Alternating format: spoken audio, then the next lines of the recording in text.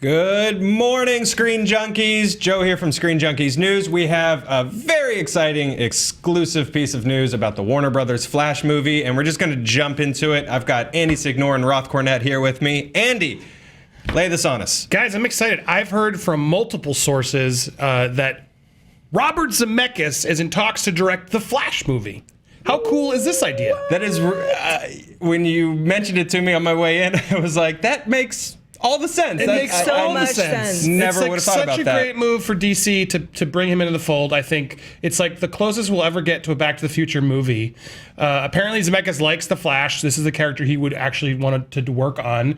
And I love this idea of them teaming up because it's like, I want to actually watch that. The Flash is so much complicated sort of timelines and things and so much heart that I think Zemeckis could actually handle this really well if he does actually decide to do this movie. Yeah.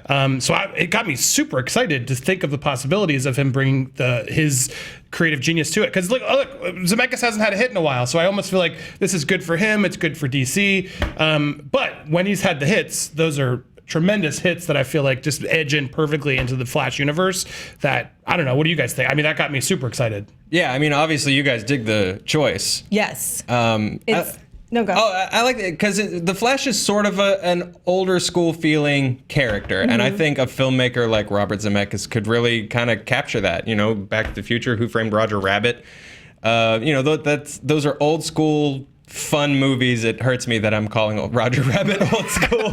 Well, it is. But it is. But 88. At this point, yeah. It's a classic, actually, right now. Yeah, it's a classic. Our fans were not born. But it's not even that. Like, Zemeckis is just one of those directors. Like, I remember growing up and watching, like, his films, and you'd see shot. Like, I remember there was a specific scene in Contact, which I also really love, where the kid runs up the steps after the dad drops the bowl of popcorn. She's running up the steps. You see her in the mirror. She grabs the pills. And it's all this one fluid shot of he pulls the mirror open. It blew my mind as a kid because Zemeckis, I feel like, was one of those filmmakers who really knew how to use CGI in the most clever of ways, and cinematography, really enhance things. And then I think he lost his way a little bit by doing all those computer animated movies. He almost got too lost into it. Polar Express. So I love the idea of him pulling back and joining the fantasy world. I think what's exciting about this is a couple of things. First, we want to say that these are multiple sources, but that this deal ultimately could fall apart, which we'll get to in a minute. So this may not come to fruition, but we hope that it does. Yes. Because if you think about, first of all, Jeff Johns, who is the co-head of DC Films with John Berg, loves The Flash. This is a character that is very, very important to him, close to his heart. So I'm sure that he has a lot invested in this film working. Secondarily, if you think, and he was very, very involved in The Flash on the CW, the television show, which if you look at that first season, its tone is perfect. It is funny. So it's the best Flash I think we've ever seen. Yeah, it captures the tone of the character, but there's also depth to it. The relationships count. You are invested in the relationships. And if you think about what DC is going to do moving forward in terms of the films, that's probably the exact tone that you want them to capture for the Flash. And who better than Zemeckis, who basically has done that before and also has dealt very well with time travel, which we hope and believe could play in. I mean, it's such a complicated thing to be able to handle, and I can't think of a more complicated movie than Back to the Future 2, but that did it so beautifully. Like, to be able to go back into part one and still make those things all connect, it's not, some people don't like that one. I think it's a really well done film and sequel.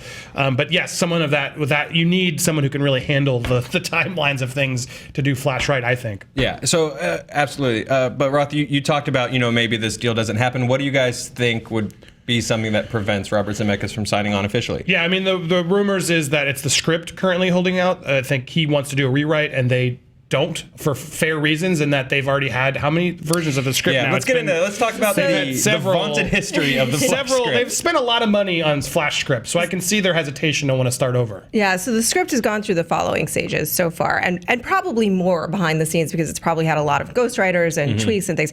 But it started with a treatment by Chris Lord and Phil Miller, who we love, who did 21 Jump Street and the Lego movie. Now Han Solo. Then Seth Grahame-Smith signed on. You might have heard of. Yeah, small things you may have heard of. Seth Grahame-Smith signed on, and it was going to be his directorial debut. Now, this is the guy that wrote Pride and Prejudice and Zombies, Abraham Lincoln Vampire Killer, and then he wrote Tim Burton's Dark Shadows. So we have that. And then they left because of creative differences. Signed on next was Rick Famuyiwa, who did Dope, which if you guys haven't seen it, it's awesome. It's a small indie film, and he signed on. And he, again, left because of creative differences. And according to rumors and an article in Variety, it was just they actually didn't like the direction he took the script. So this script has had a lot of problems. And I think we can talk about why that may have been. And then more recently, Joby Harold, who did King Arthur, Legend of the Sword, which is going to come out, was brought on for a page 1 rewrite. This is in January. So the script has gone through several different iterations so far. And my real guess is that they're trying to figure out, A, if they do include things like, I don't know, are they going to do Infinite Earths? Like, are they going to do, what are they going to do if they're including complicated ideas like that? How is that going to connect to the rest of the DCEU, which is a hard problem to solve? And then probably the tone of this character, because he is sort of like very distinctly light, in some respects. And we do have some lighter projects, hopefully, coming down the pipe from them. Booster Gold, even the Gotham City Sirens, hopefully, even though that is another Ayer film, I feel like will hopefully maybe be a little more close to the tone of maybe Batman the Animated Series and be a little more fun and a little less edgy.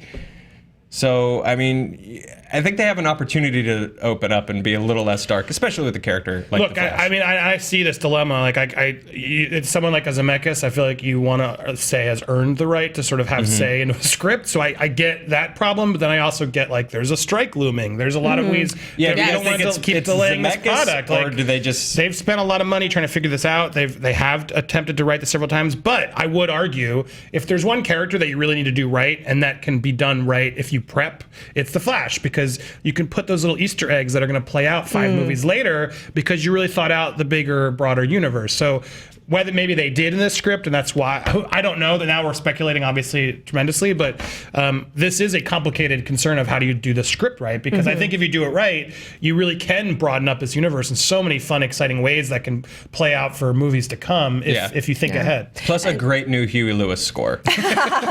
There's so much of me that's envisioning that right now.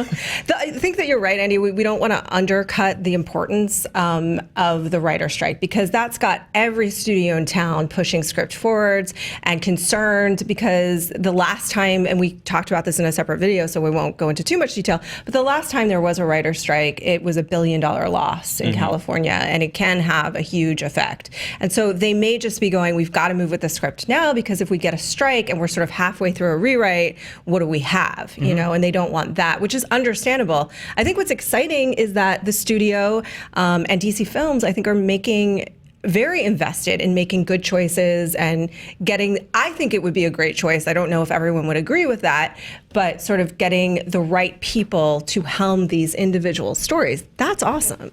Yeah, I mean, the Joss Whedon for Batgirl, also an inspired choice. Yeah. I mean, there's a lot of stuff brewing that the fact that they're even talking to Zemeckis, who to me feels like a sort of a greater classic director that probably wouldn't want to. It's such a fun, interesting choice. Yeah. But yeah, I like they're going. I like Chris McKay coming for Nightwing. Like, I like these things that they're doing. They seem to really try to gravitate towards great filmmakers to come in and help make these films great. So all good in theory, obviously, but the prep and the scripts are also paramount, so it'll be interesting to see how this nets out. Yeah, it would be interesting to see someone like this, because it's usually young up-and-coming directors. Somebody to, because you're right, he hasn't had a hit in a while, but somebody to recapture, if you could recapture some of the magic that's in Back to the Future and Roger Rabbit, that would be phenomenal in a modern superhero film. But look, I mean, even a film like The Walk, which I was not a huge fan of, I love the last act. Like, the scene of him on the tightrope in 3D was unbelievable. It's beautiful filmmaking. It's so beautiful. So it's like, a script obviously is important. I'm not saying no script, but a filmmaker like Zemeckis clearly has the visual style that I think a Flash would need to really hit it out of the park. And so I'd be tremendously excited to think about what kind of camera work and style choices and things he's going to bring to the table if he decides to do it. So I'm glad we can put this out there, because I hope it does come to fruition, because I think it's a perfect marriage for him to sort of get back into dip his toe back into that sort of fantasy adventure world. And I think it gives Warner Brothers a really fantastic filmmaker that we just need to see more from. Yeah, and I think, Warner Brothers was always the studio of classic films and classic filmmakers, and if they can really sort of dig back to that original sort of studio mission statement and have a guy like Zemeckis directing a Flash movie, and you sort of combine that, we make classic films, with their superhero products. I think that's really cool. That's a cool fit. Guys, do you have any final thoughts? Well, my final thought is, again, just to say that because this is in early talks, we don't know if this is going to come to fruition. It would be certainly interesting and exciting if it did, and just to know that this is in talks is exciting for me. You're a huge Flash fan. Would you like to see this? What would you like to see out of it? You know, when you guys mentioned this to me this morning, I'd never thought about attaching Robert Zemeckis to any superhero property. It's just not a name that ever dances in my head. But when you said it, I was like, yeah, that's really perfect. I mean, I started just putting a Back to the Future template on Barry Allen and Iris and all the rest of the team. And I know I made the Huey Lewis joke, but I just heard Power of Love while Barry's running to punch King Shark in the face. And I was like, yeah, I want this. I absolutely want this movie. Because I don't think we actually do want another Back to the Future. I think that is where the nostalgia that we don't. That's not what I'm jockeying for, but sure. I like that he can go back to the themes a little bit and try something different with a character we know and love. So I hope, again, you're right. It's all talks. This could totally go south. I hope it doesn't. Yeah, and him paired with Ezra Miller, even. I think Ezra Miller's a good pairing. So I look forward to what you guys think to see if we can. Is this a good idea? Is this a bad idea? I'm for it. I'm for it. Right on, guys. Thanks for breaking this. Thanks for hanging out with me. I'll see you guys in 30 seconds after the video ends. Internet, we want to know. What do you guys think? This is really cool, right? Or maybe it's not. I'm not trying to speak for you. Let us know what you think about Robert Zemeckis and The Flash teaming up in the comments below. And remember Dalton's #1 rule. Be nice to each other. Click around here for more Screen Junkies news, like and subscribe, and say hi to us on Twitter. Bye, guys.